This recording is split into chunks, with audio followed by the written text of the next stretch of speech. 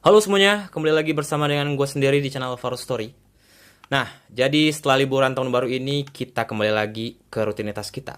Dan gue juga kembali lagi untuk menceritakan sebuah kisah atau kasus yang tentunya pernah terjadi di berbagai penjuru dunia.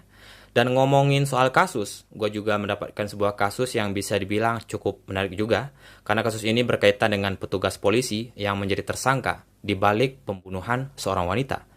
Dan katanya motif pembunuhan ini disebabkan karena terlalu cemburu dengan orang yang dia cintai. Nah, seperti apakah kisahnya? Tapi sebelum gua mulai, jangan lupa subrek dulu. Dan kalau udah siap, mari langsung aja kita mulai ke kasusnya. Dan inilah kasus Stephanie Lazarus. 482. That's 1107 Ben. Yes, sir. They have the car stopped at 10th and Grant. You might go by there first. Okay. Jadi di awal ceritanya, wanita yang bernama Stephanie Lazarus atau biasa dipanggil dengan nama Lazarus ini sebelumnya merupakan mahasiswi dari University of California di Los Angeles. Dan di masa itu, dia juga memilih jurusan ilmu politik dimulai dari tahun 1978 hingga di tahun 1982. Dan di saat yang sama, dia juga terpilih menjadi salah satu atlet basket junior di kampus tersebut. Nah, kemudian singkat cerita, si Lazarus ini juga sempat berkenalan dengan seorang mahasiswa jurusan teknik mesin yang bernama John Roten, dan ia juga berkuliah di tempat yang sama dengannya. Hanya saja si Roten ini memilih jurusan yang berbeda dengan si Lazarus. Jadi di awal pertemuan mereka ini, ternyata si Roten ini juga merupakan seorang atlet basket senior. Dan karena sama-sama seorang atlet, tentunya mereka jadi sering bertemu dan akhirnya bisa menjadi dekat. Karena sudah mulai menjadi dekat, tentunya mereka berdua ini juga terkadang sering menghabiskan waktu selepas latihan basket. Tapi di samping kedekatan mereka, si Roten ini sama sekali tidak menganggap hubungan mereka ini menjadi hal yang begitu serius. Malahan, dia menganggap hubungan mereka berdua hanya sebatas teman yang sama-sama seorang atlet basket. Dan walaupun si Lazarus tidak menyadari hal tersebut, hubungan mereka ini masih tetap baik hingga setelah mereka lulus kuliah. Bahkan setelah lulus pun mereka berdua juga pertama kalinya melakukan hubungan intim di waktu-waktu tertentu. Lalu hingga pada akhirnya si Lazarus ini mulai jatuh cinta kepada si Roten setelah mereka melakukan hubungan tersebut. Nah, tapi anehnya si Roten ini masih tetap menganggap hubungan mereka hanya biasa-biasa saja. Bahkan dia juga tidak menunjukkan kasih sayang yang lebih kepada si Lazarus ini, guys. Lalu singkat cerita, pada saat itu si Roten ini menerima tawaran pekerjaan di sebuah perusahaan hard drive Micropolis, yang mana perusahaan ini juga bergerak di bidang elektronik. Nah, sedangkan si Lazarus juga sempat mendaftarkan dirinya di Akademi Polisi. Lalu pada akhirnya dia pun lulus di Akademi Kepolisian hingga dia juga menjadi petugas polisi dan ditugaskan di Departemen Kepolisian Los Angeles atau LAPD pada tahun 1983. Namun sementara itu, si Roten kemudian bertemu dan berkenalan dengan seorang wanita yang bernama Sherry Rasmussen, yang juga merupakan lulusan dari Universitas Loma Linda yang sedang memulai karirnya di bidang kesehatan sebagai perawat. Dan dia juga mulai masuk kuliah pada usia 16 tahun, lalu sekitar usia ke-20-an, ia akhirnya menjadi direktur keperawatan di Glendale Adventist Medical Center. Nah, semenjak karirnya sudah mulai bagus, dia juga memberikan beberapa presentasi dan mengajar di sebuah kelas untuk sesama perawat. Tapi mengenai hubungan mereka berdua ini, si Lazarus awalnya tidak mengetahui bahwa laki-laki yang dia cintai itu ternyata sudah memulai kedekatan dengan seorang wanita lain selain dirinya. Dan pada suatu ketika, secara kebetulan si Lazarus ini membuat pesta kejutan untuk Roten pada ulang tahunnya yang ke-25 tahun. Dan di saat yang sama, tanpa disadari bahwa si Roten ini telah berkencan dengan seorang wanita lain dan telah menjalin hubungan serius dengan seorang wanita yang bernama Rasmussen. Yang mana pesta tersebut, si Roten ini juga membawa Rasmussen ke acara ulang tahunnya. Nah, ketika si Lazarus mengetahui bahwa si Roten ini sudah menjalin hubungan dengan si Rasmussen, di saat itulah Lazarus mulai menjadi putus asa setelah melihatnya di pesta tersebut.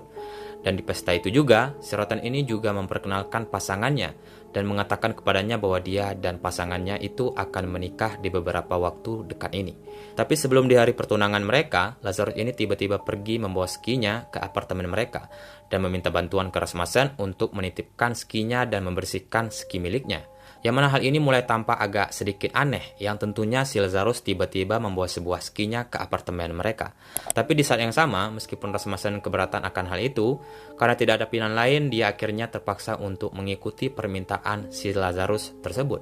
Sedangkan pada sisi lain, Rasmussen juga merasa bahwa permintaan itu tampak sedikit aneh, terutama di saat pergi ke apartemen mereka. Si Lazarus juga memakai pakaian olahraga yang tentunya terlihat sangat mencurigakan. Nah, setelah Lazarus pergi, Rasmussen kemudian bertanya kepada si Rotten tentang persoalan hubungan mereka, apakah hubungan mereka itu memang benar-benar sudah berakhir atau belum. Terus, Rotten juga mengatakan kepadanya bahwa hubungan dia dan Lazarus itu hanya sebatas teman aja. Dan dia juga meyakinkan kepada Rasmussen bahwa dia tidak memiliki hubungan yang serius dengan si Lazarus itu. Lalu beberapa hari kemudian, setelah Rotten ini berangkat kerja, Lazarus kembali untuk mengambil skinya yang sudah dia titipkan ke apartemen mereka di hari sebelumnya. Nah, pas dia datang ke apartemen mereka, si Lazarus ini mengenakan pakaian lengkap polisi dan tidak lupa membawa senpinya yang dia selipkan di pinggangnya. Karena Rasmussen melihat si Lazarus datang ke apartemennya dengan kelihatan yang tentunya sedikit aneh, dan Lazarus juga mengatakan kepada si Rasmussen bahwa hubungan dia dan Rotten ini belum berakhir. Dan jika dia tidak memiliki Rotten, maka orang lain juga tidak boleh memilikinya. Jadi siapapun yang mendapatkannya, maka orang itu akan dia lenyapkan di waktu-waktu tertentu. Nah, karena merasa ketakutan, Rasmussen ini pun memberitahu Rotten bahwa dia merasa risih karena si Lazarus ini tiba-tiba datang begitu saja ke apartemennya. Dan pastinya dia menyuruh si Rotten ini agar dia memberitahu Lazarus agar dia tidak pergi lagi ke apartemennya. Nah, di samping itu, si Rotten ini juga mengatakan kepada tunangannya agar tidak memikirkan hal-hal aneh tentang si Lazarus dan abaikan saja jika dia kembali lagi ke apartemennya. Lalu sampailah di bulan November di tahun 1985, Rotten dan Rasmussen ini akhirnya menikah. Dan setelah menikah, Rasmussen mulai menceritakan kepada ayahnya bahwa dia sampai saat ini masih takut kepada si Lazarus yang akan tiba-tiba menguntitnya ketika dia sedang berada di luar rumah. Dan karena belum terjadi apa-apa pada saat itu, ayahnya ini juga mengatakan kepadanya agar tidak memikirkan hal-hal aneh yang tidak mungkin akan terjadi kepadanya. Lalu kemudian singkat cerita, tepatnya pada pagi hari di tanggal 24 Februari di tahun 1986, Rotten yang sedang pergi bekerja, sedangkan Rasmussen ini juga dijadwalkan untuk memberikan pidato motivasi di tempat kerjanya di hari itu. Terus pada pukul 9:45 pagi, ada seorang tetangga yang tiba-tiba melihat ada sedikit keanehan di depan pintu garasi rumah mereka yang tiba-tiba terbuka dengan lebar. Tapi setelah lama dilihat-lihat, tetangga yang tinggal di sana tidak melihat bahwa ada mobil yang keluar dari garasi tersebut. Lalu sekitar 15 menit kemudian, Rotten ini menelpon Rasmussen hingga beberapa kali. Tapi panggilan itu tidak dijawab sama sekali yang tentunya agak sedikit mencurigakan.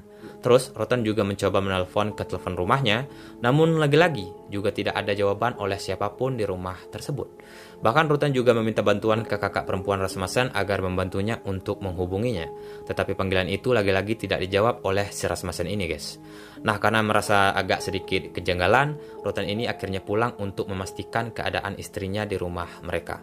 Terus tepatnya pada siang hari, ada dua orang pria yang menurut tetangganya adalah tukang kebun di daerah kompleks tersebut. Tiba-tiba memberikan sebuah dompet yang mereka temukan kepada Rotten, yang ternyata dompet itu milik si Rasmussen. Yang mana penemuan tersebut tentunya membuat Rotten ini menjadi semakin panik tentang keberadaan istrinya. Karena kondisi sudah mulai menjadi ricuh di depan rumahnya, seketika itu juga tetangga yang tinggal bersebelahan dengannya juga keluar rumah untuk melihat apakah yang sedang terjadi di luar rumah mereka. Dan di saat yang sama, ada seorang petugas pembersih yang sedang membersihkan perkarangan komplek rumah yang ada di sana, juga mengatakan bahwa dia sebelumnya sempat mendengarkan bahwa ada sesuatu yang terdengar seperti dua orang yang sedang berkelahi di dalam rumahnya.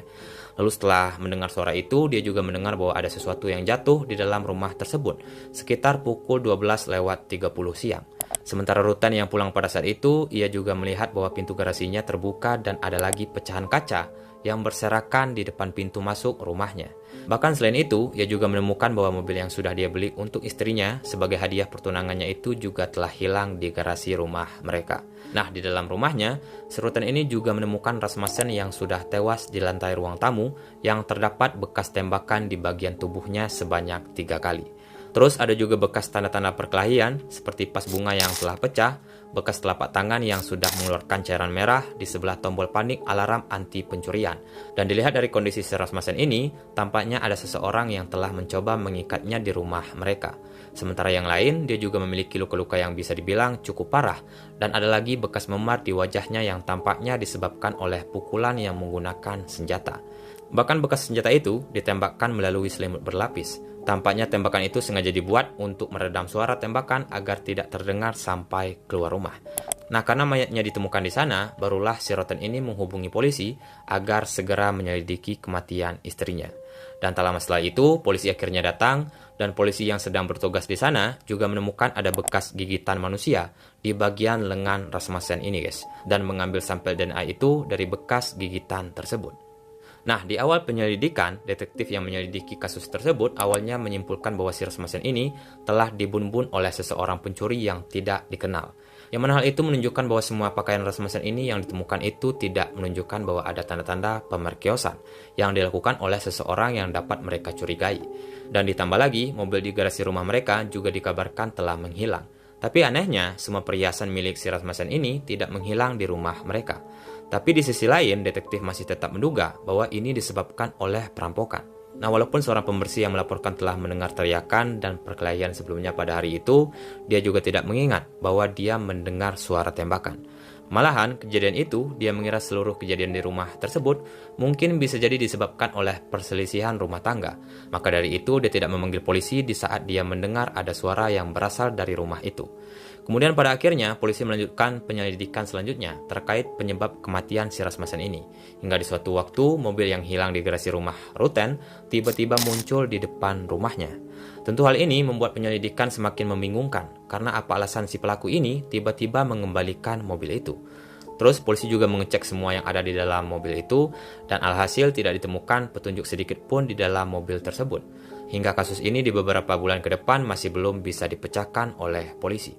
Dan setahun setelah pembunuhan itu, keluarga korban yang masih belum terima atas kematian si Rasmussen ini kemudian menuntut pihak berwenang agar melanjutkan penyelidikan tersebut sampai pelakunya bisa ditemukan. Namun di samping itu, Rutten juga meminta kepada detektif lainnya untuk menyelidiki tentang Lazarus dan menghubungkan kematian istrinya dengan si Lazarus ini. Yang mana di saat istrinya masih hidup, dia sempat mengatakan kepadanya bahwa Lazarus tidak suka melihat siapapun yang menjalin hubungan dengan si Rutten terkecuali dirinya. Dan selagi pun ada orang lain selain dia, maka orang itu akan dia habisi.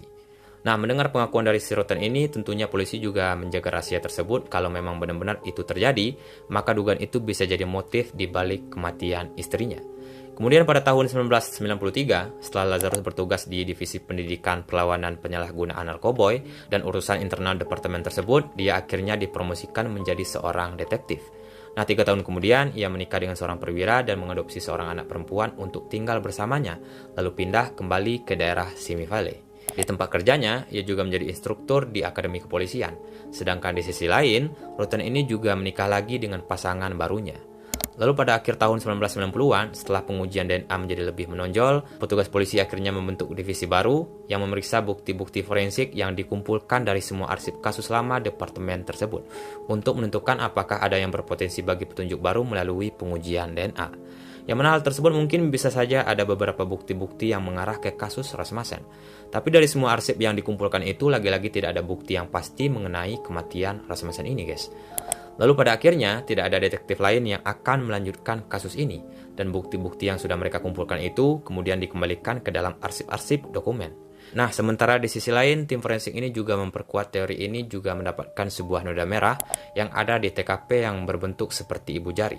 Namun anehnya, noda itu tidak memiliki sidik jari sedikit pun. Tentu hal ini sudah jelas bahwa siapapun pelaku di balik kematian Rasmussen ini pastinya mengenakan sarung tangan agar tidak meninggalkan sedikit pun jejak di sana. Jadi di saat itu juga, detektif ini menyadari bahwa cairan merah itu sengaja ditinggalkan untuk membuat kejahatan ini tampak seperti sesuatu yang lain dari apa yang sebenarnya terjadi. Dan bisa kita bilang si pelaku ini memang benar-benar memiliki taktik yang cerdas untuk memanipulasi penyelidikan polisi.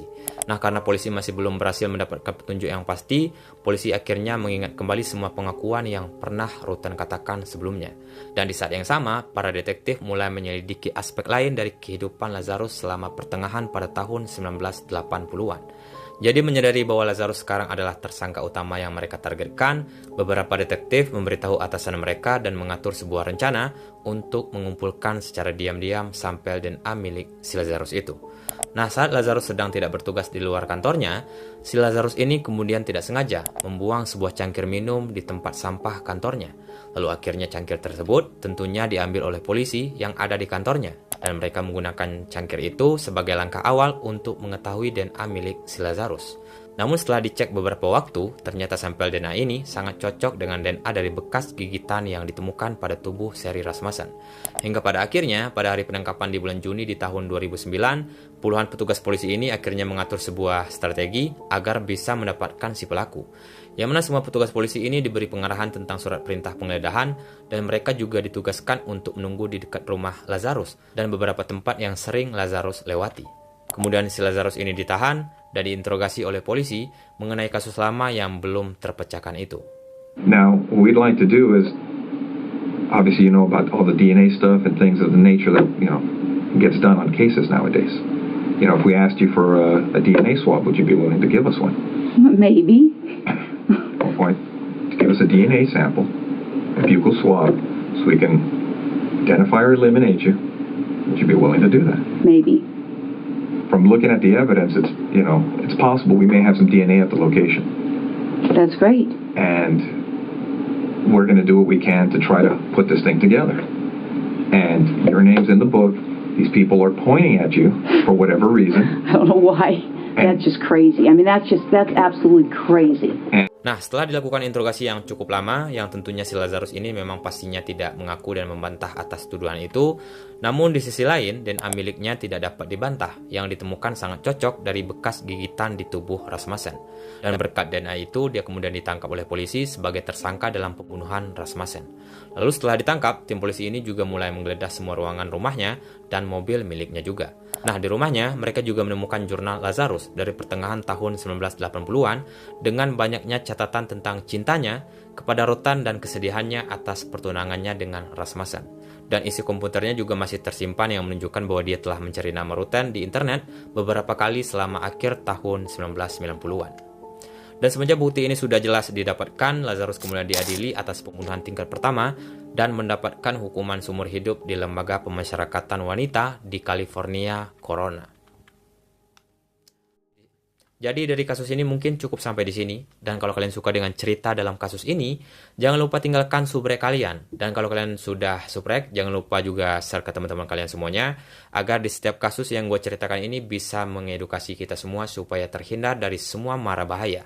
Jadi segitu aja cerita yang cukup mengesankan ini, dan sampai jumpa lagi di story selanjutnya.